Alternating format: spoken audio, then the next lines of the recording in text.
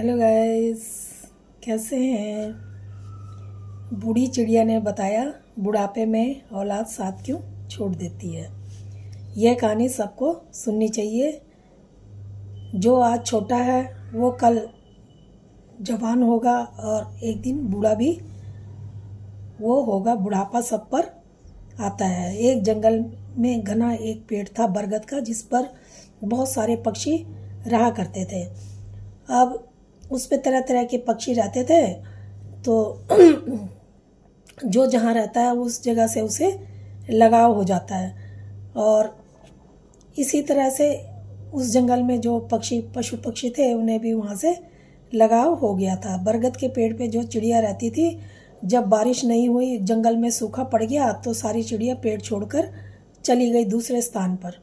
लेकिन एक चिड़िया होती है जो बूढ़ी चिड़िया होती है, वो कहीं नहीं जाती, वो उसी पेड़ पर रहती है।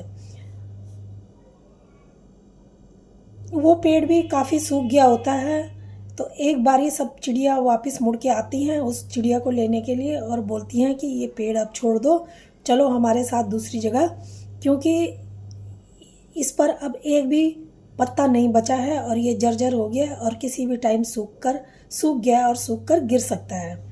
वो कहती है कि नहीं, मैंने जन्म भी इसी पेड़ पर लिया है, मेरे माता पिता मुझे छोड़कर चले गए थे, मैंने इसी पेड़ पर खेल कूद कर मैं बड़ी हुई हूँ और इसी पेड़ पर मैं रही हूँ।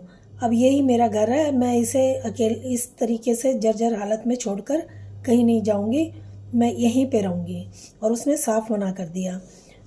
तो इसी तरह से बच्चे भी अपने माता पिता को छोड़कर कोई विदेश चले जाते हैं कमाने के लिए, कोई किसी अन्य स्थान पर चले जाते हैं, कोई अपने माता पिता को वृद्ध आश्रम में छोड़कर आ जाते हैं। तो वो मुसीबत उठाना नहीं चाहते।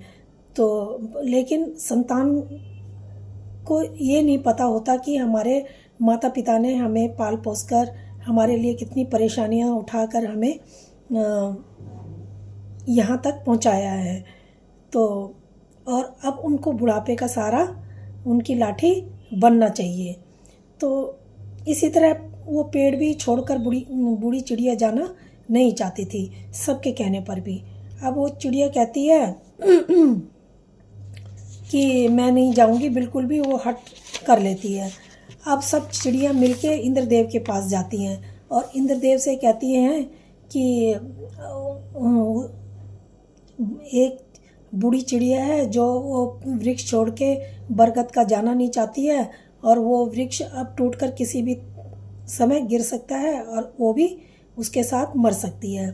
तो इंद्रदेव कहते हैं कि वो हट क्यों नहीं छोड़ रही। तो सब चलो अब मैं ही उसके पास खुद चल के जाता हूँ। अब इंद्रदेव उसके पास, बूढ़ी चिड़िया के पास आते हैं और उसे समझाते हैं, कहते हैं कि ये पेड़ किसी भी टाइम गिर सकता है, तुम यहाँ से चली जाओ सब चिड़ियों के साथ। वो कहती है नहीं, मेरा बचपन जवानी सब यहीं पे बीता है, अब मैं बुढ़िया भी हो गई हूँ और ये पेड़ भी जर्जर हो गया, तो मैं इसको छोड़कर इस हालत में कहीं नहीं जाऊँगी, क्योंकि इसी ने मेरे को घर और खाना पानी दिया, इसको छोड़कर मैं अब नहीं जाऊँगी। तो इंद्रदेव जो होते हैं बहुत प्रसन्न होते हैं और उस बूढ़ी चिड़िया की बातें सुन के, उसको देख के, और कहते हैं कि ठीक है, अब तुम्हें कहीं जाने की जरूरत नहीं। इंद्रदेव वर्षा कर देते हैं और सारा वन हरा भरा हो जाता है और वहाँ पर फिर से वही हरियाली छा जाती है। सब पशु पक्षी जो भी गए होते हैं सब वापस आ जाते हैं और वन में फिर चहल पहल हो जाती है।